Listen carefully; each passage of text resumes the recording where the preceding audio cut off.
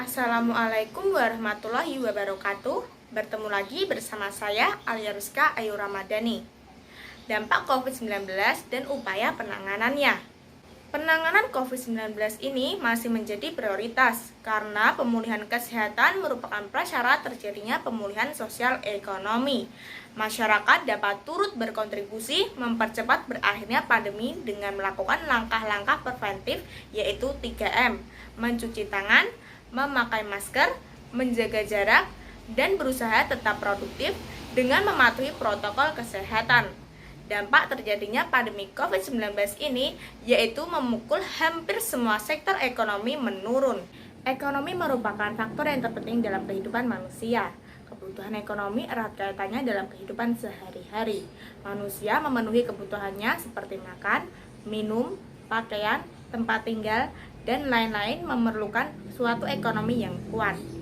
Negara dituntut untuk mengatur kebijakan mengenai perekonomian Indonesia dan dituntut untuk menjamin ekonomi masyarakat Indonesia dikarenakan faktor ekonomi merupakan faktor yang sangat penting dalam kehidupan manusia. Selain ekonomi merupakan faktor yang terpenting dalam kehidupan manusia, faktor ekonomi tersebut juga merupakan faktor pendukung pembangunan nasional dikarenakan pertumbuhan ekonomi sebuah negara yang baik dalam meningkatkan sebuah pembangunan nasional. Dampak perekonomian yang ditimbulkan dari pandemi ini telah terjadi di beberapa negara secara signifikan.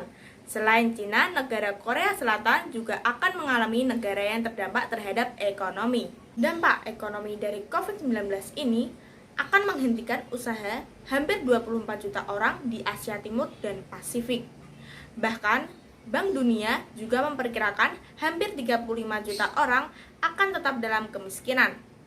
Bank Dunia memperkirakan jumlah orang yang hidup dalam kemiskinan ekstrim akan meningkat hingga 922 juta orang di seluruh dunia. Apabila tidak dilakukan strategi pencegahan yang tepat dalam menangani pandemi ini, maka pertumbuhan ekonomi di Indonesia akan tertekan yang diprediksi oleh Menteri Keuangan Indonesia. Dampak lain dapat terlihat juga pada sektor pariwisata seperti hotel, restoran, maupun pengusaha retail. Hotel mengalami penurunan okupansi hingga 40%. Wisatawan yang sepi juga berdampak pada rumah makan atau restoran sekitar yang konsumen biasanya adalah wisatawan tersebut. Sektor pariwisata yang lemah juga berdampak pada industri retail. Daerah yang berdampak pada sektor retail antara lain yaitu Jakarta, Manado, Bali, Kepulauan Riau, Bangka Belitung, dan Medan. Di tengah pandemi COVID-19 ini, Bank Indonesia akan berusaha mempertahankan perekonomian Indonesia yang sedang tidak stabil ini. Perekonomian Indonesia menurun hingga 5% dengan adanya pandemi ini yang suatu saat mungkin akan mengalami penurunan lagi jika pandemi ini terus berlangsung lama. Selain itu, terjadinya secara signifikan pelemahan indeks harga saham dan beberapa perusahaan BUMN mengalami kerugian pada tahun ini. Diperkirakan pertumbuhan ekonomi di Indonesia bisa mencapai 2,5% jika pandemi COVID-19 ini akan berlangsung lama. Upaya penanganan dan pencegahan terhadap COVID-19 yaitu yang pertama adalah suntik vaksin. Bahwa vaksin adalah suatu produk atau zat yang dimasukkan ke dalam tubuh manusia yang akan menstimulasi sistem kekebalan tubuh manusia atau imunitas dan akan melindungi manusia dari penyakit yang sedang mewabah ini, yaitu pandemi COVID-19. Yang kedua yaitu imunisasi. Imunisasi adalah suatu proses yang membuat tubuh manusia terlindungi dari suatu penyakit melalui proses vaksinisasi tersebut. Istilah imunitas yaitu kemampuan kekebalan tubuh memerangi suatu penyakit.